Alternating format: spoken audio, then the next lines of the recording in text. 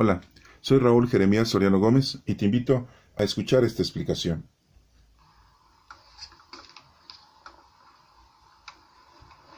Evangelio según San Juan capítulo 20 del 1 al 9. Él debía resucitar de entre los muertos. El primer día después del sábado, estando todavía oscuro, fue María Magdalena al sepulcro y vio removida la piedra que los cerraba. Echó a correr. Llegó a la casa donde estaban Simón Pedro y el otro discípulo, a quien Jesús amaba, y les dijo: se han llevado del sepulcro al Señor y no sabemos dónde lo habrán puesto. Salieron Pedro y el otro discípulo camino del sepulcro. Los dos iban corriendo juntos, pero el otro discípulo corrió más aprisa que Pedro y llegó primero al sepulcro, e inclinándose miró los lienzos puestos en el suelo, pero no entró. En eso llegó también Simón Pedro, que lo venía siguiendo, y entró en el sepulcro, contempló los lienzos puestos en el suelo y el sudario que había estado sobre la cabeza de Jesús, puesto no con los lienzos en el suelo, sino doblado en sitio aparte. Entonces entró también el otro discípulo, el que había llegado primero al sepulcro, y vio y creyó, porque hasta entonces no habían entendido las Escrituras, según las cuales Jesús debía resucitar de entre los muertos. Esta es palabra de Dios. Honor y gloria a ti, Señor Jesús. La primera lectura es de los Hechos de los Apóstoles, capítulo 10, del 34 y del 37 al 43. Hemos comido y bebido con Cristo resucitado. En aquellos días, Pedro tomó la palabra y dijo: ya saben ustedes lo sucedido en toda Judea, que tuvo principio en Galilea, después del bautismo predicado por Juan, cómo Dios ungió con el poder del Espíritu Santo a Jesús de Nazaret, y cómo éste pasó haciendo el bien, sanando a todos los oprimidos por el diablo, porque Dios estaba con él. Nosotros somos testigos de cuanto él hizo en Judea y en Jerusalén. Lo mataron colgándolo de la cruz, pero Dios lo resucitó al tercer día y concedió verlo, no a todo el pueblo, sino únicamente a los testigos que él de antemano había escogido, a nosotros que hemos comido y bebido con él después de que resucitó de entre los muertos. Él nos mandó predicar al pueblo y dar testimonio de que Dios lo ha constituido juez de vivos y muertos. El testimonio de los profetas es unánime, que cuantos creen en él reciben por su medio el perdón de los pecados. Esta es palabra de Dios. Te alabamos, Señor. La segunda lectura es de la primera carta de los Corintios, capítulo 5, del 6 al 8. Tiren la antigua levadura, pues Cristo, nuestro Cordero Pascual, ha sido inmolado. Hermanos, ¿no saben ustedes que un poco de levadura hace fermentar toda la masa? Tiren la antigua levadura para que sean ustedes una masa nueva, ya que son pan sin levadura, pues Cristo, nuestro Cordero Pascual, ha sido inmolado. Celebremos, pues, la fiesta de la Pascua, no con la antigua levadura, que es de vicio y maldad, sino con el pan sin levadura, que es de sinceridad y de verdad. Esta es palabra de Dios. Te alabamos, Señor. En el Evangelio de Juan nos está presentando que Jesucristo debía de resucitar de entre los muertos. Y nos dice la lectura que el primer día después del sábado, estando todavía oscuro, fue María Magdalena al sepulcro y vio removida la piedra. Recordemos que el séptimo día es para los judíos el sábado, y el domingo, a muy temprana hora, a las 6 de la mañana, cuando empieza a salir el sol, nos dice el primer día después del sábado, o sea domingo, estando todavía oscuro, fue María Magdalena al sepulcro. Vemos que María Magdalena se dirige al sepulcro para ir a ver la sepultura de nuestro Señor Jesucristo. Recordemos que las mujeres le ponían ungüentos, embalsamaban al cuerpo de los muertos, y en este caso María Magdalena era una de ellas que se procuró ir al sepulcro para embalsamar el cuerpo de nuestro Señor Jesucristo. María Magdalena, una mujer que le había sacado a Jesucristo 7 espíritus malignos. María Magdalena era de la ciudad de Magdala. No tiene nada que ver María Magdalena con la adúltera ni con la prostituta que siempre se ha manejado. María Magdalena no tenía nada que ver con esos puntos que la mayoría de la gente publica o que cree que María Magdalena era una adúltera o una pecadora. Fue liberada de 7 espíritus malignos según el Evangelio. Nos menciona aquí que María Magdalena llega al sepulcro y ve removida la piedra. Era una piedra bastante pesada, que se necesitaban 4 hombres para poder mover la piedra y destapar el sepulcro. Jesucristo fue sepultado, no fue enterrado. Enterrado es bajo tierra, sepultado es cuando está sobre la tierra. Y ve movida la piedra, que era muy pesada. Y dice aquí, echó a correr y llegó a la casa donde estaban Simón Pedro y el otro discípulo. No nos menciona que estuvieran todos los demás discípulos, simplemente nos menciona que a la casa donde estaba Simón Pedro y el otro discípulo, que sabemos que es Juan, el más pequeño de los discípulos. No estaban ahí los otros 9 discípulos. Recordemos que Judas Iscariote ya se había tratado de ahorcar y había muerto por incidente al romperse la rama de donde colgó la cuerda, de la cual se quería ahorcar, y al quererse ahorcar se rompió la rama y cayó y del golpe murió. No logró suicidarse, no logró ahorcarse. Entonces aquí nos menciona que nada más estaba Pedro, Simón Pedro, el pescador, y el otro discípulo, Juan, el más pequeño. Dice a quien Jesús amaba, y les dijo, se han llevado del sepulcro al Señor y no sabemos dónde lo han puesto.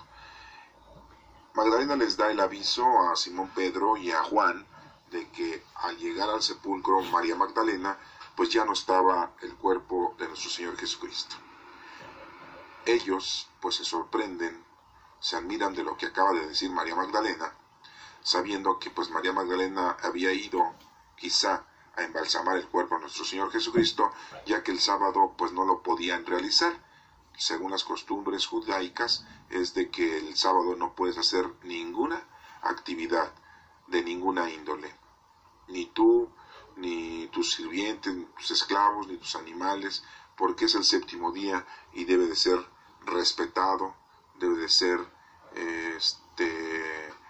pues otorgado al Señor Todopoderoso por ser el día que nuestro Señor descansó según las Escrituras.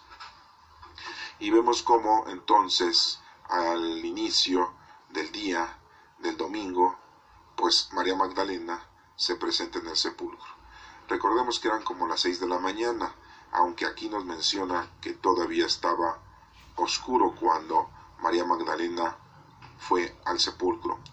Recordemos también que el día domingo para los judíos ya había empezado desde las 6 de la tarde del sábado, que sería para nosotros, de las 6 de la tarde del sábado a las 6 de la mañana del domingo, ya había pasado la noche del domingo y ya empezaba el domingo el día, pero no lo habían hecho en la noche.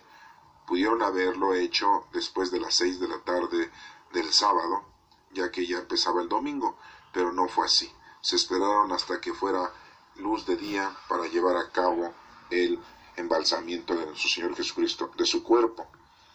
O sea que ya habían pasado 12 horas del domingo. Y nos menciona aquí que salieron Pedro y el otro discípulo camino al sepulcro. Los dos iban corriendo juntos, pero el otro discípulo corrió más a prisa que Pedro. Pues esto es lógico, ya que Juan era un joven, aproximadamente tendría 17 años, porque cuando Jesucristo empezó su vida pública a los 30 años, Juan aproximadamente era un joven como de 14, 15 años. Y ya Pedro era una persona adulta de más de 40 años. Por eso nos menciona aquí que los dos corrieron, pero el discípulo más joven, el discípulo Juan, pues llega primero que Pedro. Y llegó primero al sepulcro, e inclinándose, miró los lienzos puestos en el suelo. Se inclina para mirar hacia adentro y ve que los lienzos están en el suelo tirados. Pero no entró, permaneció fuera del sepulcro. No quiso entrar Juan hasta que no llegara Simón Pedro. ¿Por qué razón? Porque sabemos que Simón Pedro era el guía, era el dirigente, era el líder, era a quien Jesucristo le había otorgado la primicia de ser el número 1 de los discípulos, y es así como Juan respeta esa autoridad, respeta esa madurez de que Pedro, a pesar de ser igual que él un discípulo, le da todo el respeto de que él sea el primero que debe de tomar testimonio de lo que están viendo, que en este caso que Jesucristo no se encontraba en el sepulcro y que los lienzos estaban tirados. Dice aquí el Evangelio que en eso llegó también Simón Pedro, que lo venía siguiendo, y entró en el sepulcro. Pedro, al llegar, sí entra enseguida, no se detiene. Él es el primero que es el que entra y tiene el testimonio de que Jesucristo no se encuentra en el sepulcro y que los lienzos con que lo cubrían a nuestro Señor Jesucristo están en el suelo. Y nos menciona que sino doblado en sitio aparte el sudario que había estado sobre la cabeza de Jesús no estaba con los lienzos, estaba doblado en un sitio aparte. Esto nos hace entender que la persona que estaba dentro se quitó el sudario que le envolvía su rostro, lo dobló y lo dejó acomodado en un lugar y no lo estaba en el suelo. Le estaba dando una importancia al sudario, le estaba dando una importancia a lo que nosotros ahora en nuestra actualidad le llamamos la sábana santa. Entonces entró también el otro discípulo. Ya vemos cómo después de haber entrado Pedro, Simón Pedro, también entra Juan, el que había llegado primero al sepulcro, y vio y creyó. Nos damos cuenta entonces que tanto Pedro como Juan son testigos de la resurrección de nuestro Señor Jesucristo y de que nuestro Señor Jesucristo ya no se encontraba en el sepulcro. La pregunta es, ¿quién abrió la piedra, siendo que se necesita la fuerza de 4 hombres para poderla rodar, ya que era circular y estaba tapando la entrada de ese sepulcro? Nosotros nos podemos poner a pensar que el poder de nuestro Señor Jesucristo hizo que esa piedra se rodara y que esa piedra se quitara de la entrada. También sabemos que nuestro Señor Jesucristo, al levantarse, al resucitar, dobló el sudario y lo puso en un lugar aparte, y los lienzos que estaban en el suelo eran los cuales él estaba siendo sujeto cuando fue sepultado, y esos no tenían mucha importancia. Y aquí vemos cómo nos menciona la Escritura que Juan y Pedro, al ver esto, creen, porque hasta entonces no habían entendido las Escrituras. Recordemos que eran pescadores, que no eran personas ni escribas, ni fariseos, ni sacerdotes, ni nada que se les pareciera al Sanedrín. Eran simple y llanamente judíos pescadores. No se habían dedicado a conocer la palabra de Dios de una forma profunda, según las cuales Jesús debía resucitar de entre los muertos. Así nos menciona la Escritura. Por lo tanto, pues los discípulos en ese momento, al ver que no está nuestro Señor Jesucristo, pues creen que nuestro Señor ha resucitado, ha regresado de la muerte a los vivos. Ellos lo vieron crucificado. Recordemos que Pedro lo seguía a distancia, que Juan había estado con María, la madre de nuestro Señor Jesucristo, a los pies de la crucifixión, y sabemos también que Jesús le había dicho a Juan, ahí tienes a tu madre, le dijo a su madre: mujer, ahí tienes a tu hijo. Y vemos entonces cómo Juan era testigo de que nuestro Señor Jesucristo había sido muerto, que lo habían crucificado, le habían clavado en sus manos, sus pies, que le habían metido una lanza en el costado para saber si verdaderamente estaba muerto, y los soldados habían dado fe de que Jesucristo había muerto. Los soldados romanos eran testigos de la muerte de nuestro Señor Jesucristo, y a lo lejos Pedro pues sabía que nuestro Señor Jesucristo había muerto, y Juan, muy cerca de Jesucristo, de su muerte, estuvo ahí presente acompañando a la madre de Jesús. Estos dos discípulos eran testimonios o eran testigos de que Jesús había muerto y ahora eran testigos de que Jesucristo había resucitado. Este evangelio nos está comunicando Juan, que es el evangelio de Juan, es este evangelio y este discípulo que se presentó nos está contando cómo se suscitaron las cosas y cómo ellos han creído de que Jesucristo había sido resucitado. Por lo tanto, es la primera parte en donde vemos que nuestro Señor Jesucristo hace presencia de su resurrección. Veamos pues ahora la primera lectura de los Hechos de los Apóstoles, capítulo 10, el 34 y del 37 al 43. Y nos dice aquí los Hechos de los Apóstoles, escrito por Lucas, que no fue discípulo de nuestro Señor Jesucristo. Recordemos que fue un médico muy estudiado y codiscípulo de los discípulos, y que investigó todo el suceso de nuestro Señor Jesucristo y escribió su Evangelio de Lucas y también escribió los Hechos de los Apóstoles, así se denomina. Y nos menciona el subtítulo: hemos comido y bebido con Cristo resucitado. O sea que nuestro Señor Jesucristo, cuando ha resucitado, resucita en cuerpo y alma. Muchos podrán pensar que había resucitado solamente en espíritu, en alma, pero no, había resucitado en cuerpo y en alma.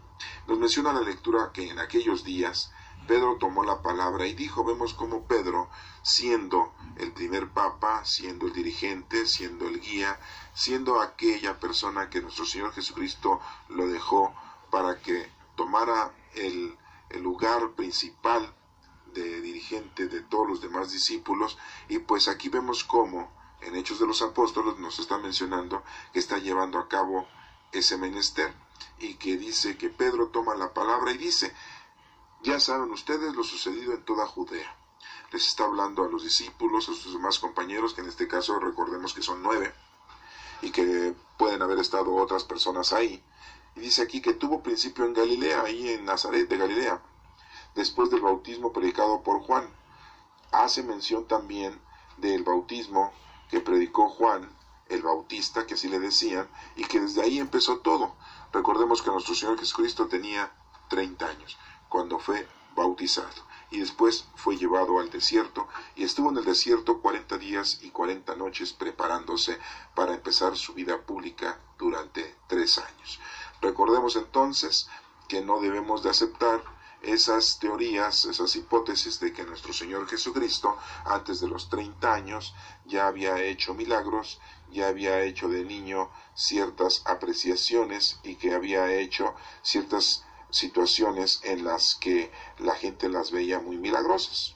No podemos nosotros aceptar ese suceso, ya que aquí muy claramente nos está mencionando que nuestro Señor Jesucristo empieza todo desde su bautismo y después fue llevado por el Espíritu al desierto y está ahí 40 días y 40 noches hasta que tuvo hambre. Entonces esto nos hace ver que estuvo en oración, en ayuno y abstinencia, y estuvo solo, apartado de todo lo mundano y de todo lo terrenal para poder llevar a cabo ese menester. Y nos menciona aquí entonces que como Dios ungió con el poder del Espíritu Santo a Jesús de Nazaret, ¿se acuerdan de que en el bautismo una paloma estuvo volando por encima de la cabeza de nuestro Señor Jesucristo? Y nuestro Padre Dios habla y se escucha una voz que dice: este es mi Hijo amado, al que tengo todas mis complacencias, síganle, dice nuestro Padre Dios. Y así también pasó cuando el Espíritu Santo llegó en Pentecostés a todos los discípulos. También se oyó un fuerte ruido, un trueno. Y bueno, aquí nos menciona esta lectura de Hechos que: y como éste pasó haciendo el bien, sanando a todos los oprimidos por el diablo, porque Dios estaba con él. Nos hace mención Pedro de que nuestro Señor Jesucristo durante 3 años estuvo sanando a todos los oprimidos, y no solamente los curó físicamente, sino también los curó de una manera espiritual. Por eso dice: a todos los oprimidos por el diablo, a todos aquellos que estaban desesperados, a todos aquellos que estaban en una desesperación por una situación en la que estaban, en la que se encontraban de toda índole. Recordemos que pues el pueblo judío estaba siendo también esclavo, había sido un pueblo oprimido, o ahora en ese momento por el gobierno romano. Pero Dios estaba con nuestro Señor Jesucristo, por eso pudo hacer todo lo que pudo hacer nuestro Señor Jesucristo. Dice aquí, nosotros somos testigos, dice Pedro, Simón Pedro somos testigos, y ya vimos que pues sí, Simón Pedro y Juan fueron los primeros testigos de la resurrección de nuestro Señor Jesucristo, pero también fueron testigos de toda la predicación que tuvo nuestro Señor durante 3 largos años, y que lo acompañaron pues esos 12 discípulos que siempre estuvieron con él, sus compañeros, podríamos decir sus amigos. Y dice aquí, de cuanto él hizo en Judea y en Jerusalén, lo mataron colgándolo de la cruz. Recordemos a nuestro Señor Jesucristo que fue asesinado en una cruz. Debemos también saber que nuestro Señor Jesucristo fue crucificado totalmente desnudo. En la actualidad la Iglesia Católica principalmente siempre le oculta sus partes íntimas, sus partes nobles a nuestro Señor Jesucristo, poniéndole un taparrabo o un trapo para no llamar la atención de otra manera y que la gente pueda verdaderamente ver a nuestro Señor Jesucristo como lo que es el Hijo de Dios y no verlo de una manera como un ser humano normal. Pero desgraciadamente la verdad de las cosas es que nuestro Señor Jesucristo y todos los que crucificaban en aquel entonces los crucificaban totalmente desnudos. Era una vergüenza el ser crucificado en la cruz, y nuestro Señor Jesucristo tomó esa muerte tan vulgar, tan vergonzosa, para demostrarnos a nosotros que nos liberaría del pecado mortal a todos nosotros los seres humanos, y ha dado la vida por nosotros de una manera tan trágica y tan agresiva. Y nos menciona aquí entonces que, pero Dios lo resucitó al tercer día. Jesucristo muere, es crucificado a las 12 del día, nada más dura 3 horas vivo ahí crucificado, y a las 3 de la tarde muere. Eso lo pueden ustedes releer en los otros evangelios, y aquí lo vemos como nos lo está mencionando, que muere a las 3 de la tarde el viernes y resucita el domingo. O sea que a las 3 de la tarde del sábado pues es un día, y a las 3 de la tarde del domingo pues son 3 días, es viernes, sábado y domingo, 3 días. Entonces concedió verlo no a todo el pueblo, sino únicamente a los testigos que él de antemano había escogido. Jesucristo se estuvo apareciendo principalmente a sus discípulos. Acuérdense que ya nada más eran 11 porque Judas Iscariote ya no estaba.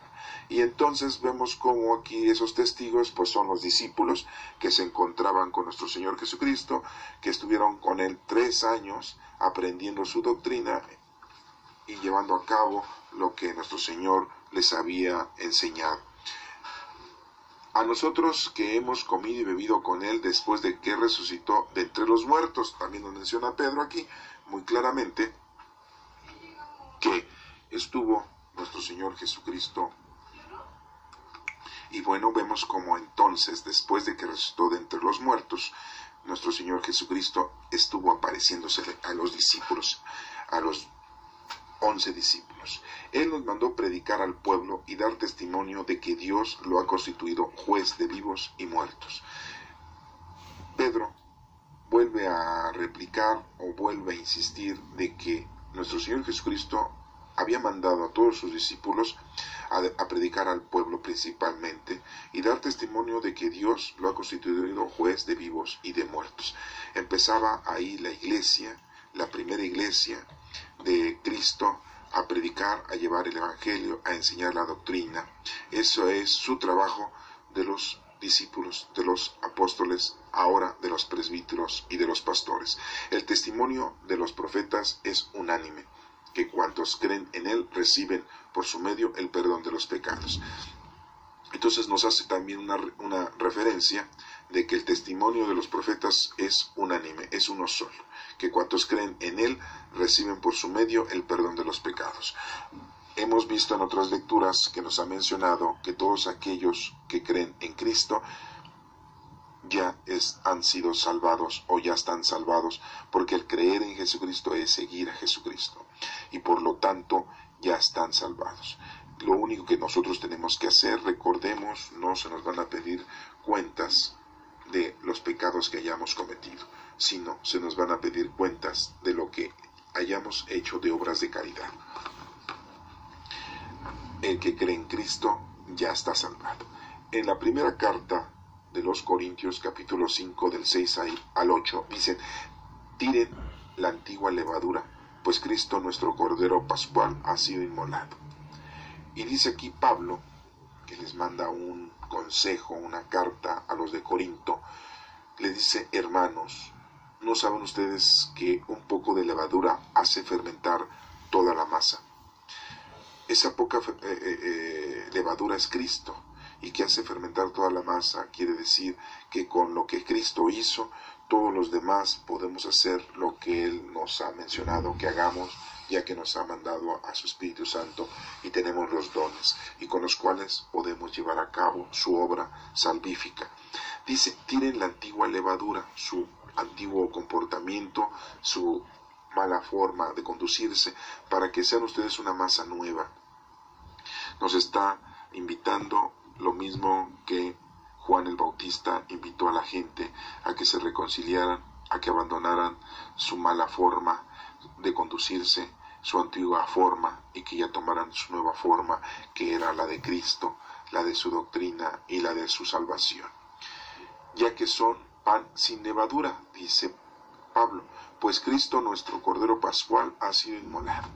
Cristo nuestro Cordero Pascual es un paso pascual, quiere decir paso, Cristo es un Cordero de paso que nos dejó nuestro Padre Dios y que nos ha hecho pasar del pecado a la salvación. Ha sido inmolado, ha sido ofrecido, ha sido sacrificado.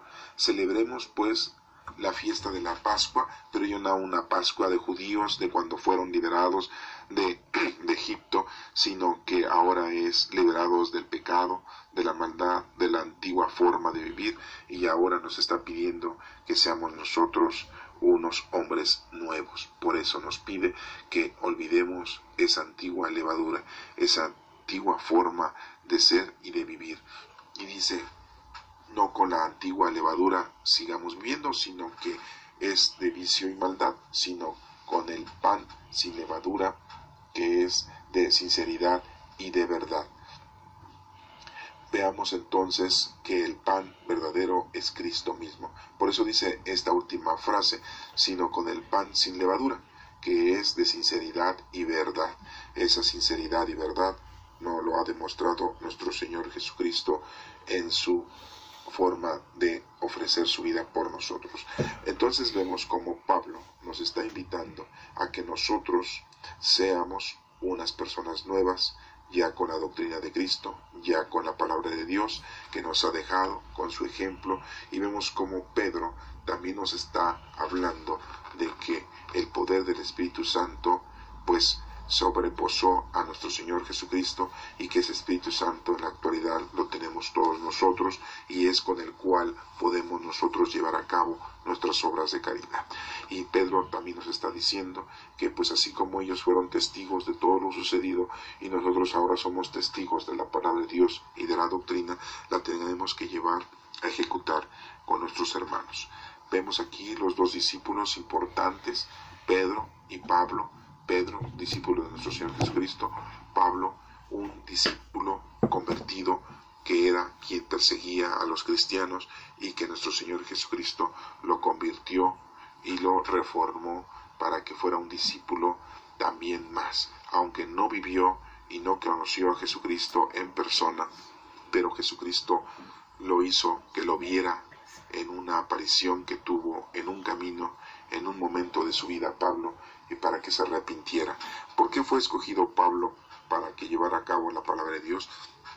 Porque Pablo era una persona preparada, era una persona que tenía conocimiento de varias culturas, de varias lenguas, era una persona que le tenían respeto, ya era un ciudadano romano, y de esa manera nuestro Señor Jesucristo lo elige a Pablo por tener esas condiciones, las cuales él tenía que escribir, y lo vemos aquí, que le escribió a la iglesia de los colosenses, a la iglesia de Corinto, a la iglesia de los Gálatas, de los Efesios, de Tesalonicenses, y también escribió cartas a diferentes discípulos de nuestro Señor Jesucristo, también a codiscípulos de nuestro Señor Jesucristo, como a Tito, a Filemón, a Timoteo. Y nos menciona aquí Pablo que su preparación es muy amplia, y ya que nos está explicando de una manera pues muy enérgica, justa y honesta, de que nosotros como sus hermanos debemos de dejar la vida anterior, esa levadura que pues nos está oprimiendo, esa antigua levadura, y que ya debemos de ser un pan sin levadura, que es la sinceridad y la verdad. Esto habla no de un pan físico, sino de un pan espiritual. Y vemos como aquí, bueno, pues tenemos a los dos discípulos, Pedro y Pablo. Dirán ustedes, ¿y dónde está Juan? Recordemos que Juan tiene 3 cartas en el Nuevo Testamento, y también escribió el Apocalipsis, que le dicen también Revelación, y tenemos su Evangelio. Y todo esto ahorita pues lo estamos analizando, ya que también acabamos de escuchar el Evangelio de San Juan, en la que nos menciona cómo él fue testigo de la resurrección de nuestro Señor Jesucristo, y que en ese momento que llegó al sepulcro, con todo respeto, con toda seriedad, él no entra, sino que espera a que Jesús ya había elegido como guía espiritual, como primer papa, que era Simón Pedro. Y vemos su actitud, vemos su conducta, vemos su apreciación, su respeto y su amor que tiene a nuestro Señor Jesucristo. Y vemos también cómo nos denuncia cuál fue la forma en que nuestro Señor Jesucristo había resucitado, y que pues la que había ido en primer término había sido María Magdalena, esa mujer que les acabo de mencionar, que había sido liberada de 7 espíritus malignos. Y pasemos al Salmo responsorial, es el Salmo 117, y dice: este es el día del triunfo del Señor. Esto es muy importante este próximo domingo, ya que todos los cristianos verdaderamente sabemos que este es el grandioso día. Muchos podrán decir que el día más importante para los cristianos es el nacimiento de nuestro Señor Jesucristo, pero no es así. Otros dirán que el día más importante de los cristianos es Pentecostés, la venida del Espíritu Santo, y tampoco es así. El día más importante para todos los cristianos, el día que le debemos de poner, no es el día que murió nuestro Señor Jesucristo, ese Viernes Santo que muere a las 3 de la tarde, el número 3 que significa poder, y que dura desde las 12 a las 3 de la tarde, y que muere en viernes y que resucita el tercer día, en domingo. Volvemos a mencionar el número 3 que significa poder.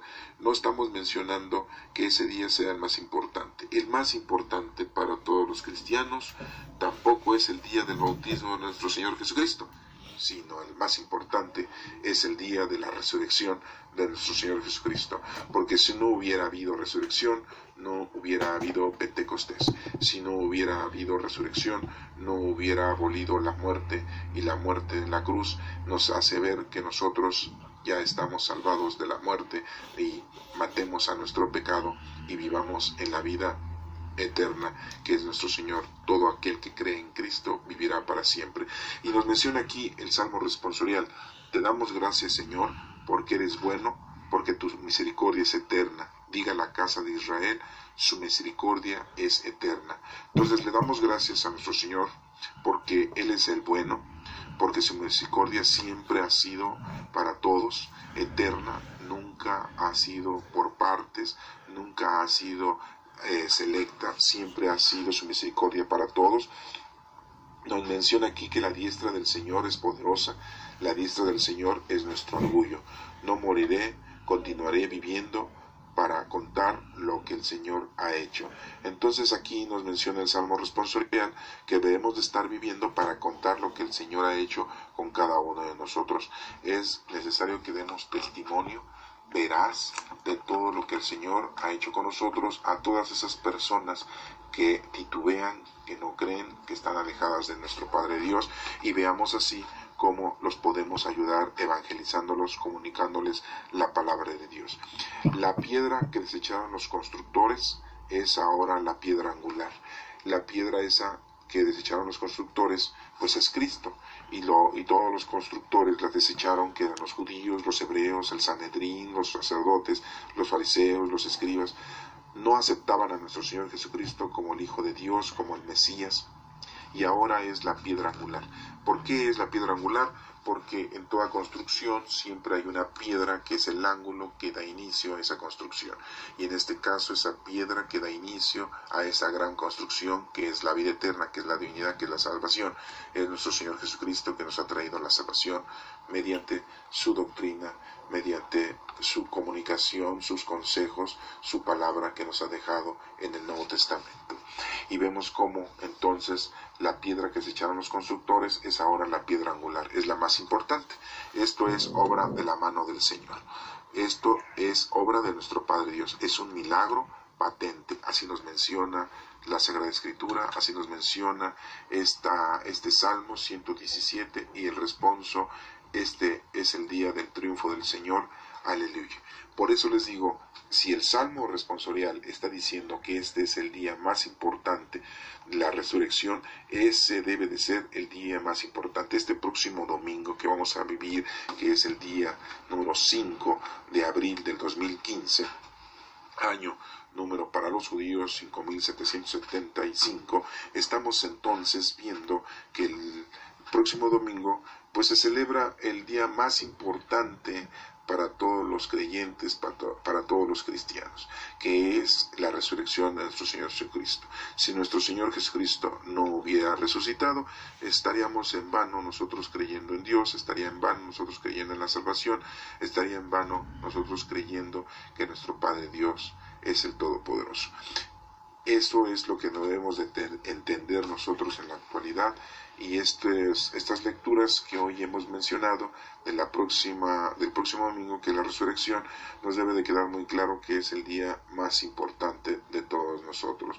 Y ojalá que te hayas convertido, que ojalá hayas aprendido, que hayas conocido la palabra de Dios, que estés amando a nuestro Padre Dios para que le puedas servir con los dones que el Espíritu Santo te ha puesto a ti en tu vida, para que los lleves a cabo con los demás. Acuérdate que las obras de caridad deben de ser con las personas que no son tu familia, porque tu familia es tu obligación, que no son tus amigos, porque eso tú correspondes con ellos. Debe de ser esto con todas las personas que Dios te vaya a poner enfrente, con todos aquellos enemigos posiblemente que Dios te ha puesto en tu camino, para que les brindes esa ayuda, esa caridad de toda índole, casa, vestido y sustento que nuestro Padre Dios nos da, y que nosotros podemos otorgárselo a aquellas personas que lo necesitan. Hagamos pues nuestras obras de caridad todos los días, esta Cuaresma que ya se ha terminado, esta Semana Santa, la Semana Mayor que recordamos, la pasión de nuestro Señor Jesucristo que ya ha terminado, y este domingo de resurrección en la que nosotros hemos resucitado a Cristo, hemos resucitado a nuestro Padre Dios.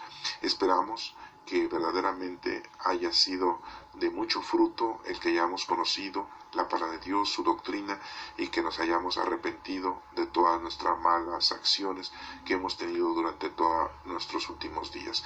Si estás joven, debes de ponerte a trabajar cuanto antes. Si eres un niño, si ya eres una persona adulta, nos queda poco tiempo, y si eres un anciano, haz cuanto antes lo que tienes que hacer, y no te vayas antes de este mundo sin haber cumplido y hecho lo que el Señor nos ha destinado a cada uno de nosotros.